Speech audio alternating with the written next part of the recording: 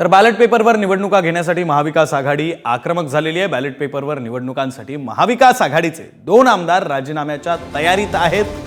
निवडणूक आयोगाने परवानगी देण्याची महाविकास आघाडीने मागणी केलेली आहे। ठाकरेंच्या शिवसेनेचे आमदार सुनील राऊत हे विक्रोळीतून पुन्हा एकदा निवडणूक लढण्यास तयार आहेत। मात्र निवडणुका या बॅलेट पेपरवर होणार असतील तर तसंच शरद पवारांच्या राष्ट्रवादीचे माळशिरसचे आमदार उत्तम जानकरही राजीनामा देण्यास तयार आहेत। दोन्ही आमदार मतपत्रिकांवर निवडणुकीस पुन्हा सामोरे जाणार आणि त्यासाठी ते तयार आहेत। मात्र प्रशासनाने या संदर्भात स्पष्टता द्यावी की पोटनिवडणुका या बॅलेट पेपरवर होतील अशी या दोघांची ही अट आहे।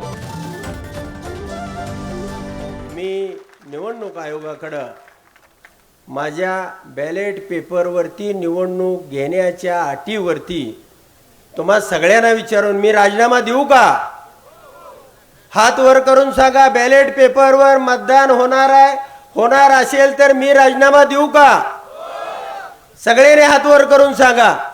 आता लोकसभेचे 31 खासदार निवडून आले महाविकास आघाडीचे, मग ते महाविकास आघाडीचे 31 खासदार निवडून त्यांनी राजीनामे दिले पाहिजे ना। तुम्ही खोटारडेपणा करण्याकरता त्या ठिकाणी अशा प्रकारचे उद्योग सुरू केले, मग महाविकास आघाडीचे जे लोक ईव्हीएम वर निवडून आले, ईव्हीएम वर जे लोक निवडून आले त्या सर्वांनी राजीनामे दिले पाहिजे।